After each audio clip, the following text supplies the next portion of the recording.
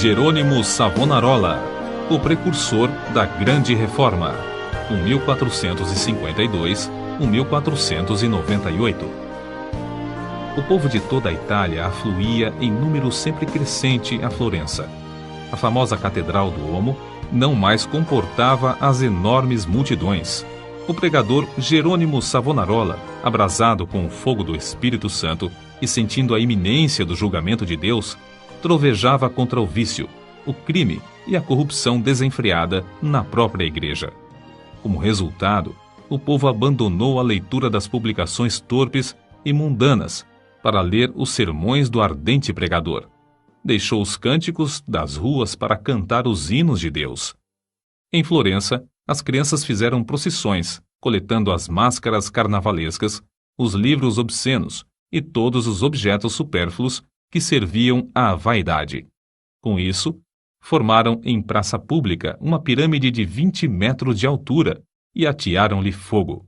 Enquanto o monte ardia, o povo cantava hinos e os sinos da cidade dobravam em sinal de vitória. Se o ambiente político fosse o mesmo que depois veio a ser na Alemanha, o intrépido e devoto Jerônimo Savonarola teria sido o instrumento usado para iniciar a Grande Reforma em vez de Martim Lutero. Apesar de tudo, Savonarola tornou-se um dos ousados e fiéis arautos que conduziram o povo à fonte pura e às verdades apostólicas registradas nas Sagradas Escrituras.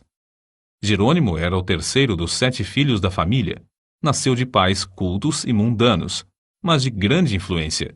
Seu avô paterno era um famoso médico na corte do Duque de Ferrara, e os pais de Jerônimo planejavam que o filho ocupasse o lugar do avô. No colégio, era aluno esmerado, mas os estudos da filosofia de Platão e de Aristóteles deixaram-lhe a alma sequiosa. Foram, sem dúvida, os escritos de Tomás de Aquino que mais o influenciaram, a não ser as próprias Escrituras, a entregar inteiramente o coração e a vida a Deus.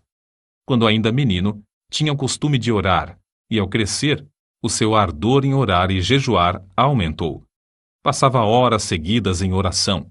A decadência da igreja, cheia de toda a qualidade de vício e pecado, e ainda o luxo e a ostentação dos ricos, em contraste com a profunda pobreza dos pobres, magoavam-lhe o coração. Passava muito tempo sozinho nos campos e à beira do rio Pó, em contemplação perante Deus, ora cantando, ora chorando, conforme os sentimentos que lhe ardiam no peito. Quando ainda jovem, Deus começou a falar-lhe em visões. A oração era a sua grande consolação. Os degraus do altar, onde se prostrava horas a fio, ficavam repetidamente molhados de suas lágrimas. Houve um tempo em que Jerônimo começou a namorar certa moça florentina. Mas quando ela mostrou quanto era desprezível que um membro de sua orgulhosa família Strozzi pudesse se unir a um Savonarola, Jerônimo abandonou para sempre a ideia de casar-se. Voltou a orar com crescente ardor. Enjoado do mundo, desapontado acerca dos seus próprios anelos, sem achar uma pessoa compassiva a quem pudesse pedir conselhos, e cansado de presenciar as injustiças e perversidades que o cercavam, coisas que não podia remediar, resolveu abraçar a vida monástica. Ao apresentar-se no convento, não pediu o privilégio de se tornar monge, mas rogou que o aceitassem para fazer os serviços mais vis, da cozinha, da horta e do mosteiro. Na vida do claustro, Savonarola passava ainda mais tempo em oração, jejum e contemplação perante Deus.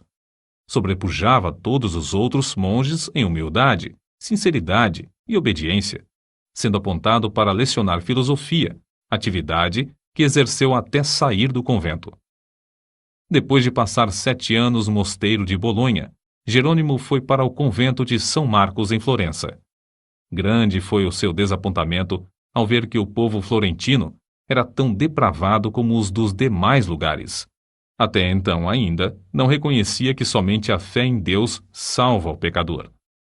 Ao completar 1 ano no convento de São Marcos, foi apontado instrutor dos noviciados e, por fim, designado pregador do mosteiro. Apesar de ter ao seu dispor uma excelente biblioteca, Savonarola utilizava-se mais e mais da Bíblia como seu livro de instrução.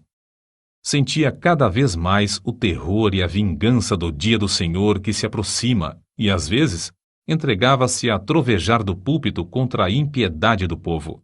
Eram tão poucos os que assistiam às suas pregações que Savonarola resolveu dedicar-se inteiramente à instrução dos noviciados. Contudo, como Moisés, não podia escapar à chamada de Deus. Certo dia, ao dirigir-se a uma feira, teve repentinamente uma visão dos céus abertos por onde passavam, perante seus olhos, todas as calamidades que sobrevirão à igreja. Então, lhe pareceu ouvir uma voz do céu ordenando-lhe anunciar aquelas coisas ao povo. Convicto de que a visão era do Senhor, começou novamente a pregar com voz de trovão. Sob a nova unção do Espírito Santo, a sua condenação ao pecado era feita com tanto ímpeto que muitos dos ouvintes, ao fim da prédica, saíam andando atordoados, sem falar, nas ruas. Era coisa comum, durante seus sermões, homens e mulheres de todas as idades e de todas as classes romperem em veemente choro.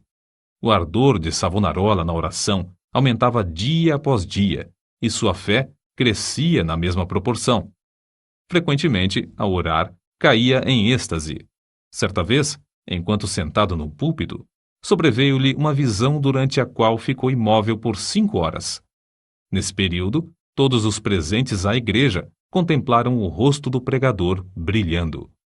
Em toda a parte onde Savonarola ministrava, seus sermões contra o pecado produziam profundo terror. Os homens mais cultos começaram então a assistir às pregações em Florença. Foi necessário realizar as reuniões na Duomo, onde continuou a pregar durante 8 anos.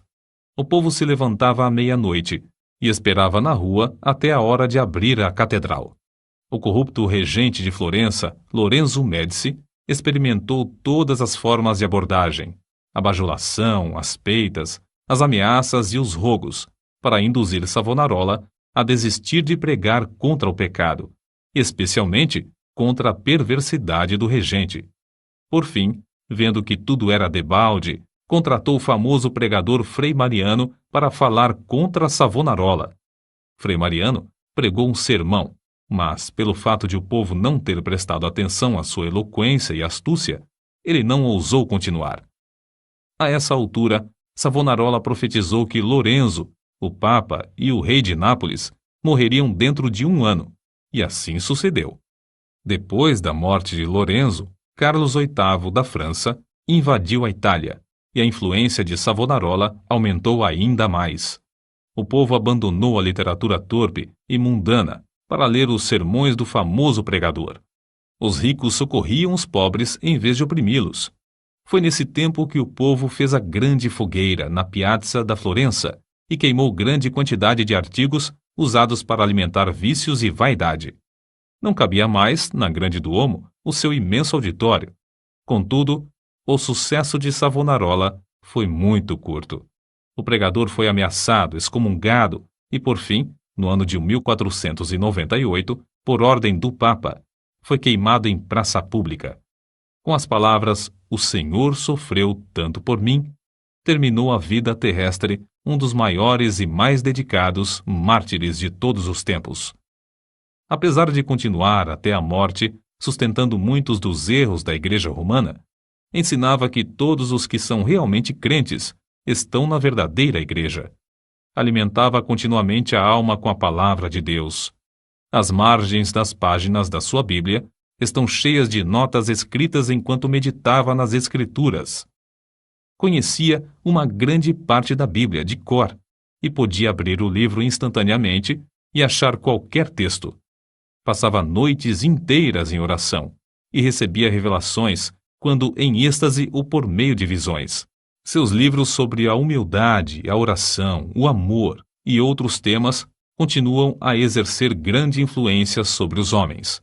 Destruíram o corpo desse precursor da grande reforma, mas não puderam apagar as verdades que Deus, por seu intermédio, gravou no coração do povo.